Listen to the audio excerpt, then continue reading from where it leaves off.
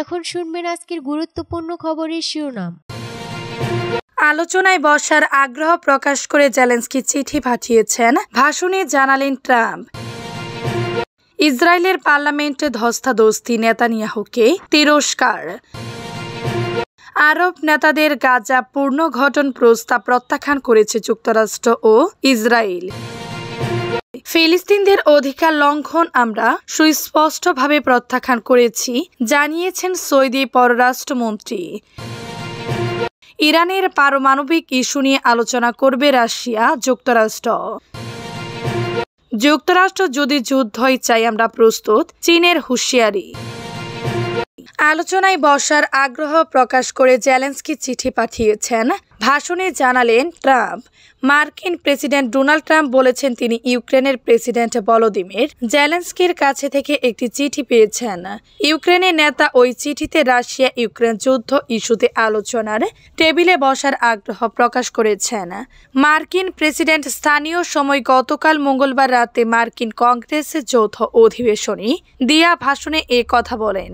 এ সময় তিনি ওই চিঠি থেকে উদ্ধৃতি দিয়ে কথা বলেন। ট্রাম্প বলেন, আজ সকালে আমি ইউক্রেনের প্রেসিডেন্ট জেলেনস্কির কাছ থেকে একটি গুরুত্বপূর্ণ লেখা ছিল স্থায়ীভাবে শান্তি প্রতিষ্ঠার প্রক্রিয়া এগিয়ে নিতে যত তাড়াতাড়ি সম্ভব আলোচনা টেবিলে আসতে প্রস্তুত ইউক্রেন। ইউক্রেনীয়দের চেয়ে বেশি শান্তি আর কেউ চায় না। এর আগে গত শুক্রবার উত্তপ্ত বাক্য বিনিময়ের পরে হোয়াইট হাউসে ট্রাম্পের সঙ্গে জেলেনস্কির আলোচনা ভেস্তে গিয়েছিল। দ্বিতীয় মেয়াদে যুক্তরাষ্ট্রের প্রেসিডেন্ট হিসেবে গত 20 জানুয়ারি ক্ষমতা গ্রহণের পর এই প্রথম কংগ্রেসের যৌথ অধিবেশনে ভাষণ দিলেন ট্রাম্প। ভাষণে ট্রাম্প দাবি করেছেন জো বাইডেন প্রেসিডেন্ট থাকাকালে 2,10,00,000 অভিবাসী অবৈধভাবে যুক্তরাষ্ট্রে ঢুকছেন। ইসরায়েলের পার্লামেন্টে ধস্তাধস্তি, নেতানিয়াহুকে তিরস্কার। 2023 সালে 7 অক্টোবরে ফিলিস্তিনি প্রতিরোধ যোদ্ধাদের হামলায় ক্ষতিগ্রস্ত পরিবারগুলোর সদস্যদের সঙ্গে ইসরায়েলের পার্লামেন্টে নিরাপত্তা রক্ষীদের সঙ্গে ধস্তাধস্তি হয়েছে। এই ঘটনায় অন্তত 2 জন আহত হয়েছেন। ইসরায়েলের বিরোধী দলীয় নেতা ইয়ার লাপিদ সহ কয়েকজন এমপির সামাজিক যোগাযোগ মাধ্যমে ধস্তাধস্তির এই ভিডিও শেয়ার করেছেন। স্যাটেলাইট চ্যানেল আল জাজিরা জানিয়েছে, অক্টোবর কাউন্সিল নামের একটি এনজিওর কয়েকজন সদস্যের নেসিটে প্রবেশ করার সময় ধস্তাধস্তির ঘটনা ঘটে, পরে তাদের পার্লামেন্টে প্রবেশ করতে দেয়া হয়। আল আকসা তোফান অভিযানে হামাসের যোদ্ধাদের হামলায় যারা নিহত, আহত এবং অবহিত হয়েছিলেন তাদের পরিবারের সদস্যদের এক কাতারে নিয়ে এসেছে অক্টোবর কাউন্সিল নামের একটি এনজিও। এই এনজিওতে নথিভুক্ত পরিবারের সংখ্যা 1,500টি। সোমবার নেসেট অধিবেশনে প্রধানমন্ত্রী নেতানিয়াহুর বক্তব্য দেওয়ার কথা ছিল। আরব নেতাদের গাজা পুনর্গঠন প্রস্তাব প্রত্যাখ্যান করেছে যুক্তরাষ্ট্র ও ইসরায়েল। যুদ্ধ বিধ্বস্ত গাজার পুনর্গঠনে আরব নেতারা যে প্রস্তাব দিয়েছেন তা যুক্তরাষ্ট্র ও ইসরায়েল প্রত্যাখ্যান করেছে। যুক্তরাষ্ট্রের প্রেসিডেন্ট ডোনাল্ড ট্রাম্প তার প্রস্তাবে অটল রয়েছেন বলে জানিয়েছেন দেশটির এক কর্মকর্তা। গতকাল মঙ্গলবার রাতে যুক্তরাষ্ট্রের জাতীয় নিরাপত্তা পরিষদের মুখপাত্র ব্রায়ান হিউজ এক বিবৃতিতে বলেন, আরব নেতাদের বর্তমান প্রস্তাবে গাজার বাস্তবতাকে আমলে নেওয়া হয়নি।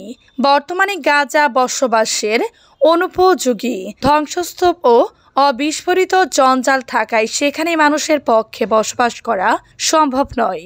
ব্রায়ান হিউজের বিবৃতিতে বলা হয়, হামাস মুক্ত গাজাকে পুনর্গঠনের ব্যাপারে প্রেসিডেন্ট ট্রাম্প তার পরিকল্পনায় অটল রয়েছেন। ওই অঞ্চলে শান্তি ও সমৃদ্ধি আনতে আমরা আরও আলোচনা চালিয়ে যেতে আগ্রহী। ওই অঞ্চলে শান্তি ও সমৃদ্ধি আনতে আমরা আরও আলোচনা চালিয়ে যেতে আগ্রহী। যুদ্ধ পরবর্তী গাজা পুনর্গঠনের জন্য ট্রাম্পের দেয়া প্রস্তাবের বিকল্প প্রস্তাব গ্রহণ করতে গতকাল মঙ্গলবার মিশরের রাজধানী কায়রোতে এক জরুরি বৈঠকে বসেছিলেন আরব বিশ্বের নেতারা। এতে মিশরে দেয়া প্রস্তাবটি সর্বসম্মতভাবে গৃহীত হয়। সম্মেলনের সমাপনী বক্তব্যে মিশরের president Abdel Fattah al Sisi বলেন, ফিলিস্তিনি রাষ্ট্র প্রতিষ্ঠা ছাড়া মধ্যপ্রাচ্যে সত্যিকার শান্তি প্রতিষ্ঠা সম্ভব নয়। ফিলিস্তিনদের অধিকার লঙ্ঘন আমরা সুস্পষ্টভাবে প্রত্যাখ্যান করেছি, জানিয়েছেন সৌদি পররাষ্ট্রমন্ত্রী। সৌদি আরবের পররাষ্ট্রমন্ত্রী প্রিন্স ফয়সাল বিন ফারহান বলেছেন, ফিলিস্তিনি জনগণের অধিকারে যে কোনো ধরনের লঙ্ঘন সৌদি আরব স্পষ্টভাবে প্রত্যাখ্যান করেছে।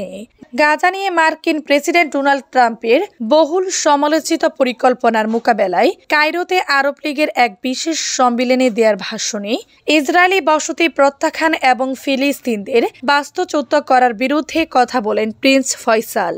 তিনি বলেন, আমরা গাজা উপত্যকায় যুদ্ধবিরতি স্থায়ী করার জন্য আন্তর্জাতিক গ্যারান্টি এবং জাতিসংঘের প্রস্তাবের প্রয়োজনীয়তার উপর জোর দিচ্ছি। সৌদি আরব দ্বিরাষ্ট্র সমাধান এবং ফিলিস্তিনি জনগণের আত্মনিয়ন্ত্রণের অধিকারকে সমর্থন করে। তিনি আরো বলেন, গাজার জনগণ ওই অঞ্চলে থাকা অবস্থায় সেখানে পুনর্গঠন করতে হবে। নিরাপত্তা ও স্থিতিশীলতা নিশ্চিত করতে ফিলিস্তিনি কর্তৃপক্ষের গৃহীত পদক্ষেপকে সৌদি আরব সমর্থন করে। গাজা উপত্যকায় ফিলিস্তিনি জনগণ যে অভূতপূর্ব দুর্ভোগের শিকার হয়েছে তার জন্য আন্তর্জাতিক সম্প্রদায়কে এই অঞ্চলের স্বাভাবিক জীবন ফিরিয়ে আনতে, এটি পুনর্নির্মাণ করতে এবং ফিলিস্তিনি জনগণকে ভূখণ্ডের বাস্তবতা পরিবর্তনের চেষ্টা না করে তাদের ভূমিতে মর্যাদার সাথে বসবাস করতে সক্ষম করার জন্য একসাথে কাজ করা দরকার। ইরানের পারমাণবিক ইস্যু নিয়ে আলোচনা করবে রাশিয়া যুক্তরাষ্ট্র। ইরানের পরমাণু কর্মসূচি নিয়ে যুক্তরাষ্ট্রের সঙ্গে আলোচনা করবে রাশিয়া। বুধবার 5 মার্চ রুশ প্রেসিডেন্টের মুখপাত্র দিমিত্রি পেসকভ বলেছেন, যুক্তরাষ্ট্রের সঙ্গে ভবিষ্যতের আলোচনায় ইরানের পারমাণবিক কর্মসূচি নিয়ে আলোচনা অন্তর্ভুক্ত থাকবে। প্রতিদ্বন্দ্বিতা কাটিয়ে রাশিয়ার সঙ্গে সম্পর্ক জোরদারে মার্কিন প্রশাসনের প্রচেষ্টার অংশ হিসেবে ইতিমধ্যে মস্কোর সঙ্গে 2 দফা বৈঠক করেছেন ওয়াশিংটন। সম্প্রতি প্রেসিডেন্ট ডোনাল্ড ট্রাম্প ও ভ্লাদিমির পুতিনের সঙ্গে ফোনালাপের পর দুই দেশের সম্পর্কের বরফ গলতে শুরু করে। ব্লুমবার্গের এক প্রতিবেদনে বলা হয়, ইরানের পরমাণু কর্মসূচি ও আঞ্চলিক তৎপরতা সহ বিভিন্ন ইস্যুতে তেহরানের সঙ্গে যোগাযোগে ট্রাম্পের প্রশাসনকে সহায়তা করতে সম্মত হয়েছে মস্কো। ক্রেমলিন বিষয়টি এভাবে নিশ্চিত না করলেও স্পষ্ট করেছে ইরান এবং এমন একটি বিষয় যা নিয়ে ওয়াশিংটন ও মস্কো আরও বিস্তারিতভাবে আলোচনা করবে। দিমিত্রি পেসকভ বলেন, রাশিয়ার অবস্থান হলো ইরানের সঙ্গে পারমাণবিক নথির সমস্যাটি শান্তিপূর্ণ রাজনৈতিক ও কূটনৈতিক উপায়ে সমাধান করা উচিত। আমরা বিশ্বাস করি যে সমাধানের সম্ভাবনা রয়েছে, কারণ ইরান আমাদের মিত্র, আমাদের অংশীদার। যুক্তরাষ্ট্র যদি যুদ্ধই চায় আমরা প্রস্তুত, চীনের হুঁশিয়ারি। এবার যুক্তরাষ্ট্রকে কড়া হুঁশিয়ারি দিল চীন। বেইজিং জানিয়েছে, যুক্তরাষ্ট্রের যে কোনো ধরনের যুদ্ধে শেষ পর্যন্ত লড়াই করতে প্রস্তুত চীন। মার্কিন প্রেসিডেন্ট ডোনাল্ড ট্রাম্পের পাল্টা শুল্ক আরোপের তীব্র প্রতিক্রিয়া জানিয়ে এই কথা বলেছে যুক্তরাষ্ট্রের অবহিত চীনা দূতাবাস।